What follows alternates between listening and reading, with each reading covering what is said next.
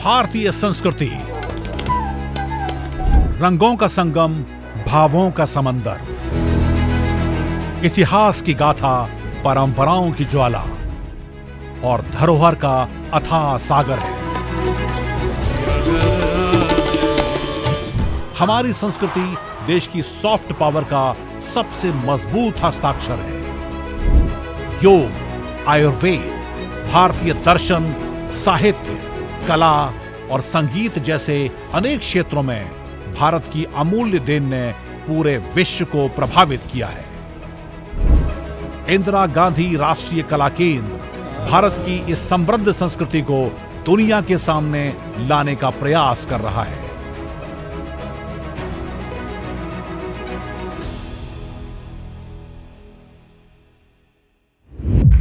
नमस्कार, स्वागत है आप सभी का इंदिरा गांधी राष्ट्रीय कला केंद्र संस्कृति मंत्रालय की इस खास साप्ताहिक प्रस्तुति संस्कृति संवाद में। मैं हूं आपके साथ नमिता सचदेव। भारतीय संस्कृति में पूरी दुनिया को एक परिवार माना गया है। One earth, one family, one future. हमारी संस्कृति इसी विचार परंपरा की वाहक है, जिसमें अपने पराये का कोई भेदभाव नहीं। समानता और स्वतंत्रता इसका आधार है। IGNCA भारत की इसी समृद्ध संस्कृति को सहेजने और इसे लोगों तक पहुंचाने का काम बखूबी कर रहा है। संस्कृति संवाद उसी की एक बानगी है, जिसमें साथ मिला है हमें प्रसार भारती और दूरदर्शन का। इसमें हर हफ्ते हम आपको दिखाते हैं भारत की संस्कृति के विविध रंगों को। तो आइए शुरू करते हैं आज का सफर और सबसे पहले आपको दिखाते हैं आज की झलकियां। IGNCA में अयोध्या पर्व का भव्य आयोजन किया गया। आस्था, संस्कृति और संगीत का संगम देखने को मिला। आगे अरदास हमारी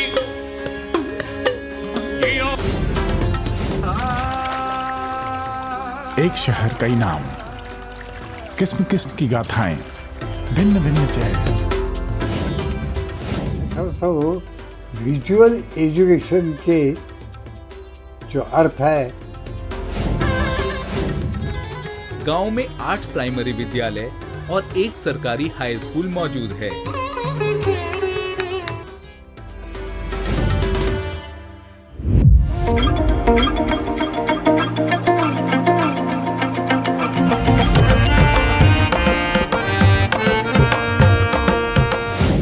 झलकियां देखकर तो आपको अंदाजा लग ही गया होगा कि आज के एपिसोड में आपके लिए क्या खास है।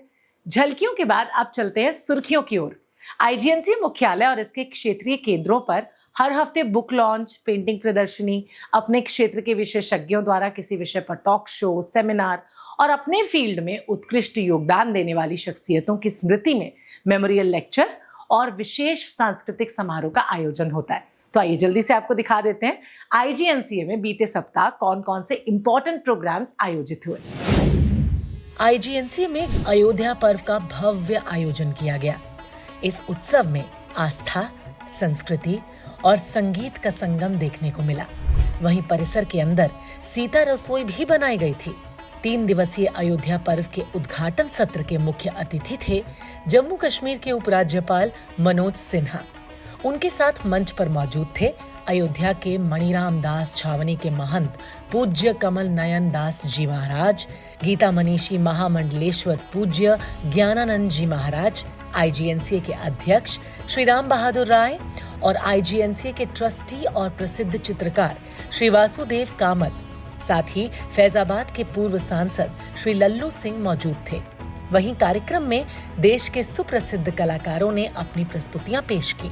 अयोध्या पर्व में सिद्धपीठ श्री हनुमत निवास अयोध्या के पूज्य महंत आचार्य श्री आचार्य मिथिलेश नंदिनी शरण और बड़ा भक्तमाल अयोध्या के पूज्य महंत श्री अवधेश दास जी समेत कई गणमान्य अतिथियों का भी सानिध्य प्राप्त हुआ। इस खास अवसर पर मर्यादा पुरुषोत्तम पर आधारित पद्मश्री वासुदेव कामत के चित्रों की भव्य प्रदर्शनी ने प्रभु श्री राम के आदर्शों, उनके जीवन दर्शन और मर्यादा की गहराई से अनुभूति कराई। साथ ही 84 कोसी अयोध्या की तीर्थ परंपरा पर केंद्रित बड़ी है अयोध्या प्रदर्शनी भी लगाई गई, जो दर्शकों के आकर्षण का केंद्र रही। पूर्व के दूसरे दिन भारतीय समाज में मंदिर प्रबंधन और भारतीय संस्कृति के नवाचार में गोस्वामी तुलसीदास जी का योगदान विषय पर संगोष्ठी हुई। जिसमें अयोध्या के प्रमुख संत महंतों के साथ प्रशासनिक और सांस्कृतिक विशेषज्ञों के साथ साथ साहित्यकारों ने अपने विचार साझा किए। अंतिम दिन कुबेरनाथ राय के निबंधों में श्री राम विषय पर आयोजित संगोष्ठी में हिंदी साहित्य के विद्वानों ने हिस्सा लिया। अयोध्या पर्व 2025 का आयोजन कला, अध्यात्म और भारतीय जीवन मूल्यों के नवसंचार का एक अनूठा प्रयास था। भारत की सांस्कृतिक विरासत को जीवंत रूप देने वाली एक अनूठी प्रदर्शनी इंदिरा गांधी राष्ट्रीय कला केंद्र में आयोजित की गई। इस प्रदर्शनी का शीर्षक था अयोध्या कांड, जिसमें वाल्मीकि रामायण के अयोध्या कांड पर आधारित दुर्लभ पहाड़ी लघु चित्रों यानी मिनिएचर को प्रदर्शित किया गया। इस प्रदर्शनी में शामिल चित्र न सिर्फ धार्मिक और साहित्यिक दृष्टि से महत्वपूर्ण है, बल्कि भारत में लघु चित्रों की उत्कृष्ट परंपरा को भी दर्शाते हैं।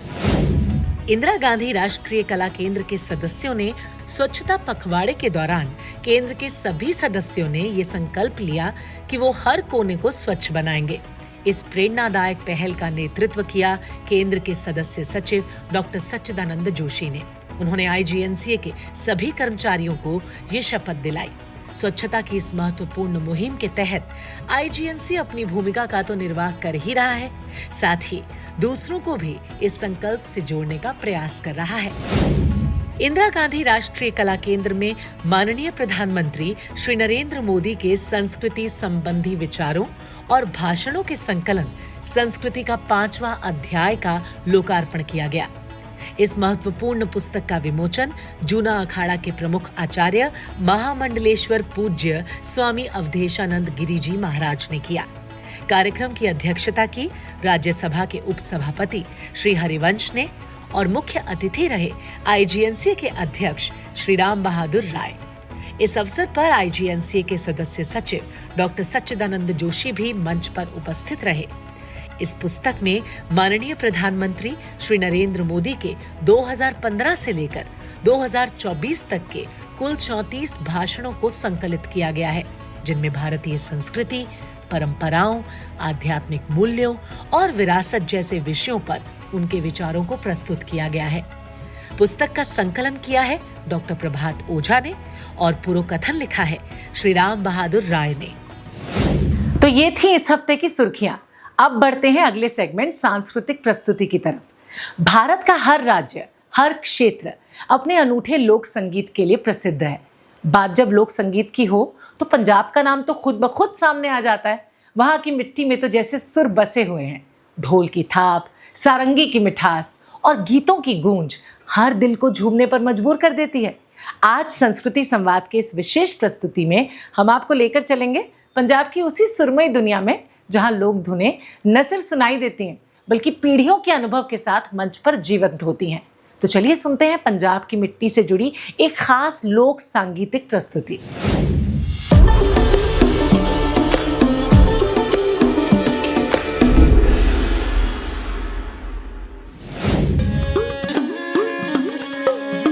साहिब तू जी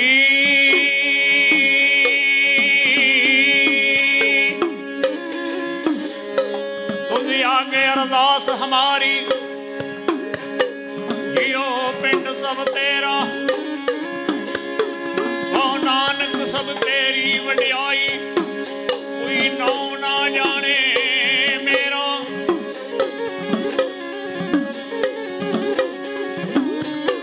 जय गणेश जय गणेश जय गणेश देवा, माता जाकी पार्वती पिता महादेवा।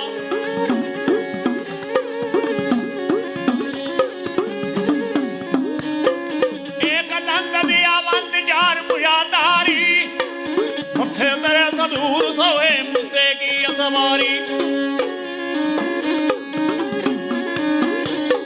लड्डुआं का भोग लगे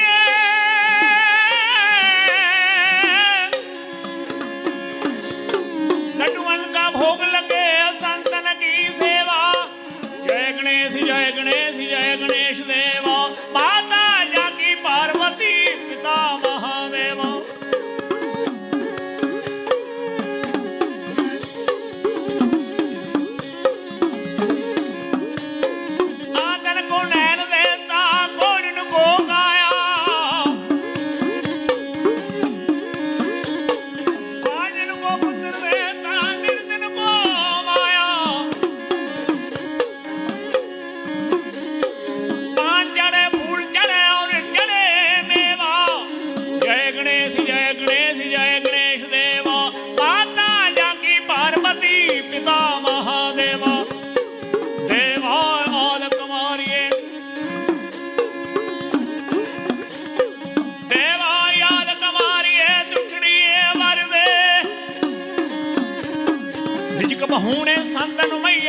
पर छल्लां दे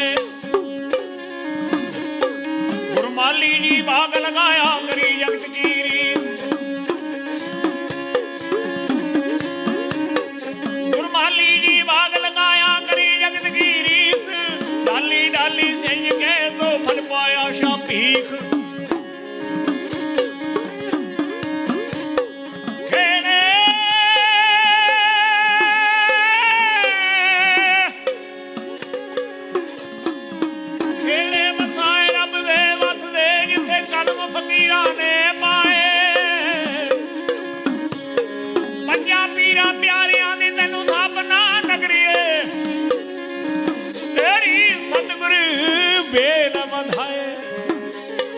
नानक गुरु गोविंद सिंह जी पूर्ण पुरी अवतार आ जगमग जोत राज रही श्री अफजल नगरी अपार श्री अफजल नगरी अपार श्री अफजल नगरी अपार। भारतीय संस्कृति में जीवन के 4 पुरुषार्थों का वर्णन मिलता है: धर्म, अर्थ, काम और मोक्ष। इन चारों में मोक्ष को सर्वोच्च माना गया है। जीवन और मरण के चक्र से मुक्ति, आत्मा की परम शांति। भारत में कुछ ऐसे पवित्र स्थल हैं जिनके बारे में ऐसा कहा गया है कि वहां मृत्यु मोक्षदायी मानी जाती है। उन्हीं में से एक है काशी। वाराणसी, बनारस या काशी, नाम भले ही कई हों, लेकिन इसकी पहचान एक ही है: मोक्षदायिनी नगरी। मान्यता है काश्याम मरणम मुक्ति, यानी काशी में मरण मोक्ष की प्राप्ति का मार्ग बन जाता है। कहते हैं यहां मृत्यु के समय स्वयं भगवान शिव जीव के कानों में मुक्ति का मंत्र फूंकते हैं। इन्हीं मान्यताओं, भावनाओं और आध्यात्मिकता को सजीव करती है एक फिल्म जो काशी के इसी रहस्य और श्रद्धा को रुपहले पर्दे पर लेकर आती है। तो चलिए सिने सर्कल के सेगमेंट में देखते हैं काशी की आत्मा से जुड़ी एक खास प्रस्तुति पर आधारित ये विशेष झलक।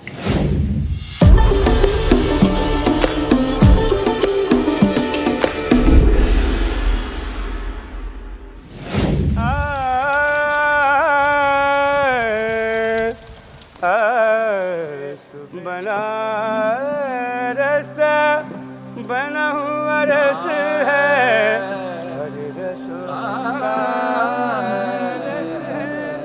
काशी, बनारस, वाराणसी। एक शहर कई नाम, किस्म किस्म की गाथाएं, भिन्न भिन्न चेहरे, अलग अलग विश्वास। एक शहर विरोध आभासों भरा, कोलाहल भरपूर, फिर भी शांतिपूर्ण। हिंदुओं के लिए सभी नगरों में पवित्र नगरी। मान्यताओं की माने तो यह है भगवान शिव की नगरी। बनारस के बाशिंदों का विश्वास है यही भगवान शिव का वास है। अंबिकानाथ इस नगरी के रक्षक हैं। पार्वती से विवाहोपरांत इसी नगरी में रहते हैं। कहते हैं काश्यम मरणम मुक्ति, यानी काशी में नश्वर शरीर का अंत शाश्वत सत्य से मिलन है। हिंदू धर्म से पुनर्जन्म का अटूट संबंध है। अच्छे हो या बुरे, पुनर्जन्म पूर्व जन्मों के कर्मों का फल है। इस चक्र से निकलना ही मुक्ति या मोक्ष है। इसी मोक्ष की कामना से वाराणसी में हर समय श्रद्धालुओं का जमघट है। यही मुक्ति है, यही परमानंद है। आत्मा का परमात्मा से मिलन है, यही आनंद का चरम है। डोम समुदाय का प्रमुख डोम राजा है। घाटों पर उसका साम्राज्य है और अनंत ज्वाल पर उसका अधिकार है। कहते हैं काशी के 2 नरेश, पहला काशी नरेश, दूजा डोम राजा। घाट से लगी पतली गली में निवास है वर्तमान डोम राजा जगदीश चौधरी का। जब शव अस्थियों में परिणत होता है तब जाकर आत्मा परमात्मा की मिलन यात्रा आरंभ होती है। कर्मकांड और मोलतोल अपनी जगह, पर इस वातावरण में अद्भुत मिश्रण है बाजार के व्यापार का और मंदिरों की पवित्रता का। घाटों पर चेहरे हर रोज बदलते हैं। नहीं बदलता तो मृत्यु का व्यापार। वैसे ही जैसे अनवरत है अनंत ज्वाल। एक शहर, कई जिंदगियां, जहां मुक्ति की प्रतीक्षा है, जो कृपा निधि का घर है, जहां उनके चमत्कारिक मंत्र कानों में बुदबुदाए जाते हैं। इस शहर में ये सर्वशक्तिमान का न्याय है, जिसके सामने हर कोई नतमस्तक है।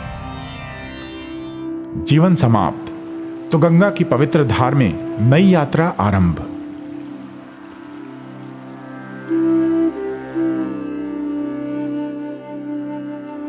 देश भर से लोग या तो प्राण त्याग में या गंगा में अस्थि विसर्जन के लिए इस शहर का रुख करते हैं।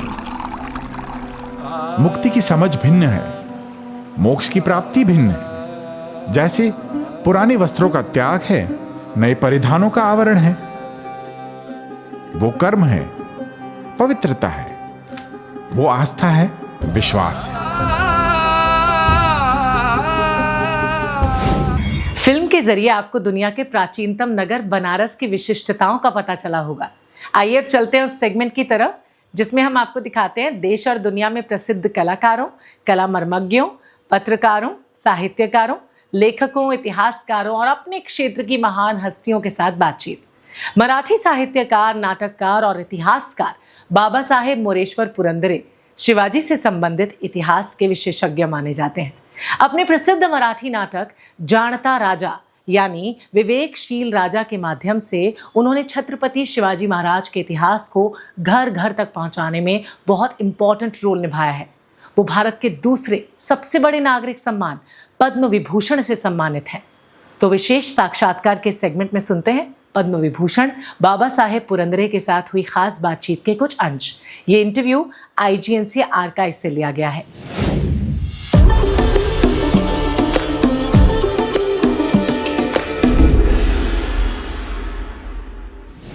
बाबा साहब, ये प्रदर्शनी से हम दर्शकों को क्या बताना चाहते हैं शिवाजी महाराज के बारे में? मैं समझता हूँ ये चरित्र इतना महत्वपूर्ण है कि हर भारतीय मन में और कान में वो जाना चाहिए। वो कैसा जाएगा? मैं समझता हूँ विजुअल एजुकेशन के जो अर्थ है वो अर्थ यहाँ पेंटिंग्स के रूप में, गाने के रूप में, नृत्य के रूप में, नाटक और चित्रपट के रूप में ये शिवाजी महाराज का चरित्र हर जगह जाएंगे कि शिवाजी महाराज का चरित्र इतना ही नाट्यपूर्ण है। लेकिन नाट्यपूर्ण है ये इसका महत्व नहीं है।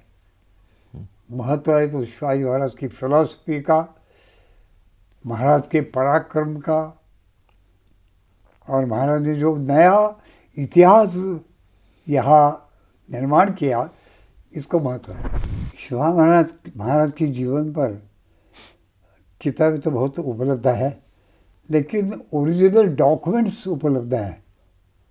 वो डॉक्यूमेंट्स पढ़कर, उसके अभ्यास करके हमने ये कोशिश की है कि शिवाजी महाराज का ऑथेंटिक इतिहास चित्र रूप में भी यहाँ हम लाए। इंग्लैंड में हम गए थे, वहाँ मुझे एक स्कॉलर से मुलाकात हुई। उन्होंने कहा तुम इतने भाग्यवान हो कि आपके देश में शिवाजी राजा नाम का एक बड़ा राजा हो गया। उन्होंने तो जो कुछ किया वही आपके सामने डॉक्यूमेंट्स के रूप में आपके सामने है। और रॉबिन हुड तो काल्पनिक है, लेकिन रॉबिन हुड पर आज इतनी किताबें प्रसिद्ध हुई है, पिक्चर्स है, नाट्य कलाकृति है, डांसेस है। ये सब क्यों किस लिए है? वो जो मेरा मित्र था उन्होंने मुझे कहा कि हमारे यहाँ एक काल्पनिक रॉबिन हुड खड़ा करना पड़ेगा, और हमने किया है। तो रॉबिन हुड लोगों को इनकरेज करने के लिए लोगों की महत्वाकांक्षा जागृत करने के लिए हमको एक रॉबिन हुड निर्माण करना पड़ेगा। आपके यहाँ तो शिवाजी महाराज साक्षात एक व्यक्तित्व इतिहास पूर्ण आपके यहाँ हुआ। आप कितने भाग्यवान हैं। ये है एक अंग्रेज आया था, उसका नाम था वो तो ईस्ट इंडिया कंपनी, और बाद में ब्रिटिश गवर्नमेंट के एक सर्विस में एक आदमी था, उसका नाम था जेम्स डगलस जी। उन्होंने किताब लिखा है जी। वो जेम्स डगलस यहाँ महाराष्ट्र में 3 बरस तक तो रहा और शिवाजी महाराज का स्टडी किया उन्होंने, और उन्होंने लिखा है कि आपके यहाँ इतना बड़ा और इतना शूर और इतना कर्तव्यकार नेशन बिल्डर निर्माण हुआ, तो आपने कुछ भी किया नहीं इसके बारे में। नॉट सिंगल वो तो book is written on his life, why not? And he says where are your poets, where are your dramatist, where are your novelist, where are your historians that they cannot revive for us the elements of this story. A story with the greatest pathos, love, strong as death, and hatred, cruel as the grave. Tragedy, the known and unknown, are all lying together in one mighty heap, ready for the great magician. If Walter Scott would have been here in India, he would have soon worked up the subject with all the boast of energy and pomp of power into glowing colors. Where are your artists? Where are your historians? What are they doing? Then we began to think over this page of history, and we came to know that Shivaji Maharaj was one of the greatest person not only in India, but in the world. Baba Saheb Purandare के इस interview से आप निश्चित ही भारतीय इतिहास के कुछ गौरवशाली पहलुओं से परिचित हुए होंगे। इस खास बातचीत के बाद अब हम आ गए हैं संस्कृति संवाद के अंतिम सेगमेंट मेरा गांव मेरी धरोहर की तरफ। मेरा गांव मेरी धरोहर भारत सरकार की महत्वपूर्ण परियोजना national mission on cultural mapping का एक इंपॉर्टेंट हिस्सा है। इसके अंतर्गत भारत के सारे गांव का डॉक्यूमेंटेशन हो रहा है। इस सेगमेंट में हम आपको ले चलते हैं भारत के एक गांव में और बताते हैं वहां की लोक संस्कृति और विशेष कला के बारे में। तो आज आपको लिए चलते हैं ओडिशा के गांव सप्तसज्जा में, जिसका 7 संख्या से खास नाता है।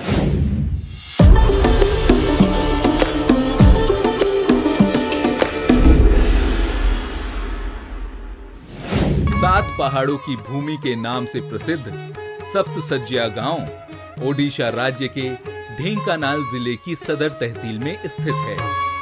यहाँ स्थानीय लोगों द्वारा बोली जाने वाली मुख्य भाषा ओडिया है।